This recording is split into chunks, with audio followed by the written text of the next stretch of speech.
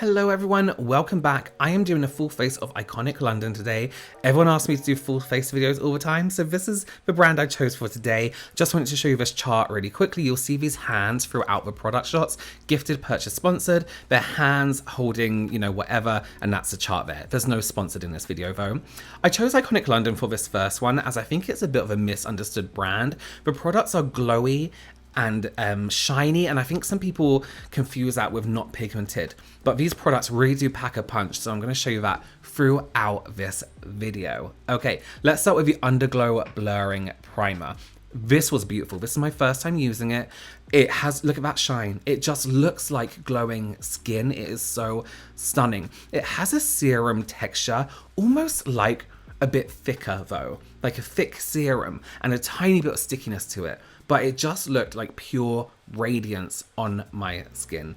It looked like my skin, it was glowing. I have an oilier skin. I just wanted to make sure I was pushing this into my skin so it sat nicely under my makeup.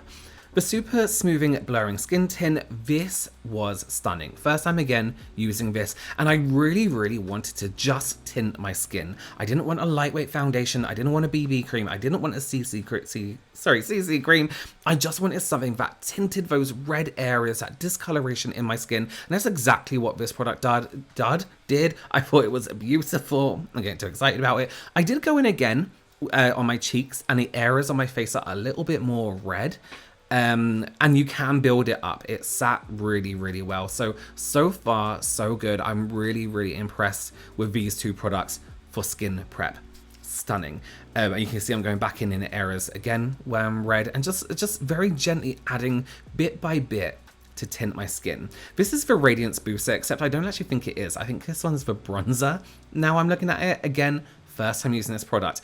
The shade of this I think is really nice. I always say contour and bronzer are two different things, but this really gave a sculpted, almost shadow, but with a bit of bronze depending how the light caught it kind of situation.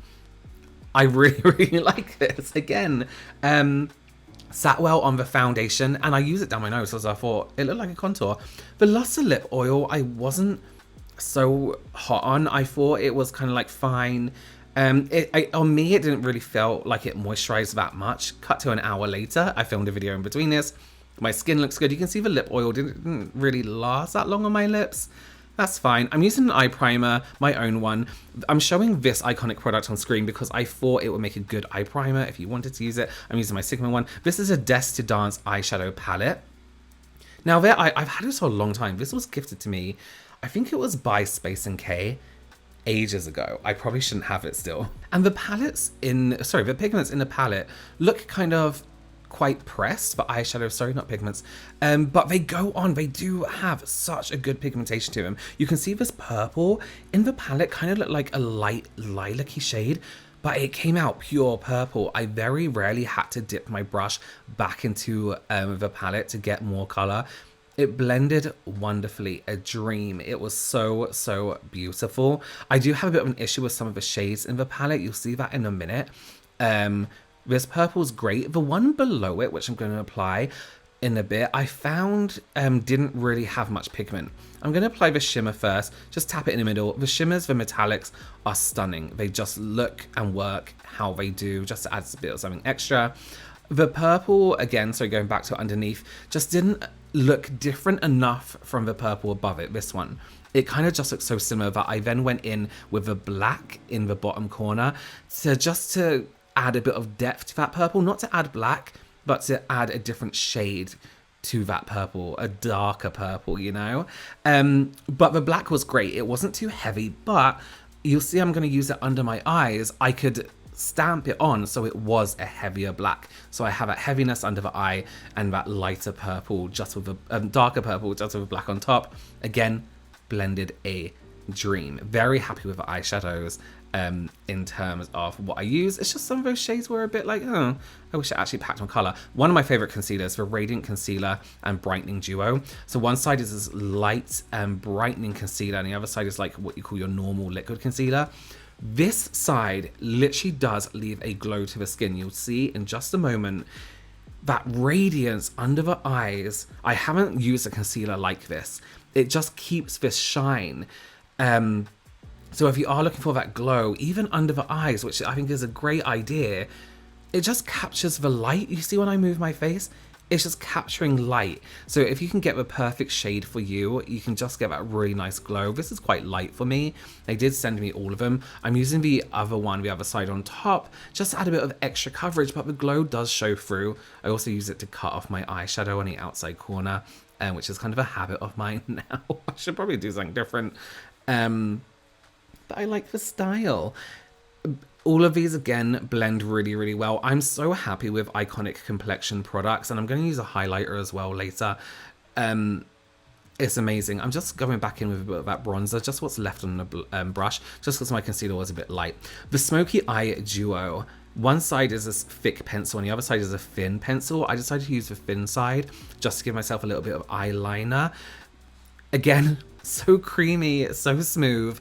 It went on, glided on, and then I used the thicker side to add a bit of pencil on top, a bit of black on top, and this went really well on top of powder. Sometimes some creamy eyeshadows, especially like the sometimes some eyeliners, especially the ones you sharpen, don't draw well on top of powders. This just glided on and was super easy to blend. Okay, Kissed by the Sun. This is like a blush glow situation. I used this a long time ago and I actually forgot how much I liked it because it gives you that blush, but again, a glow. You wouldn't really have to use a highlighter with this. I'm going to, but it just really warmed up the face along with that bronzer. The Roll Away Glow Highlighter. This is my top 2 highlighters. It is so, you can see, I just love it. It blended in with a finger, I think is the best way to do it. Even on top of that powder, just looks so intensely shiny, not glittery. It's not like, you know, it's perfect. This lip balm was a new one for me. I've never used it, but I loved it. Don't take the word balm like too literally because it really does have a lot of pigment. So you can see I'm tapping it on with my finger on the top so I can use less. It Girl lashes. These went on really easy, I guess because I just know how to put on lashes. But for a corner lash, they sat really well. Sometimes I don't like corner lashes because my inside lashes are terrible, but this kind of nicely lined up with my non-curly lashes. So if you don't wear corner lashes because of that, these are a good kind of one to go for. Prep Set Glow, I wasn't a fan of this. It was quite glittery. There was glitter on my hand. I spray up my hand and I tried to show you, but you can't really see it. But there was a lot of glitter and it was also on my clothes. But yeah, I can imagine that on a body is nice. And this is a final look. Let me know what brands you want to see and I will do full faces of them. I'll see you soon. Bye.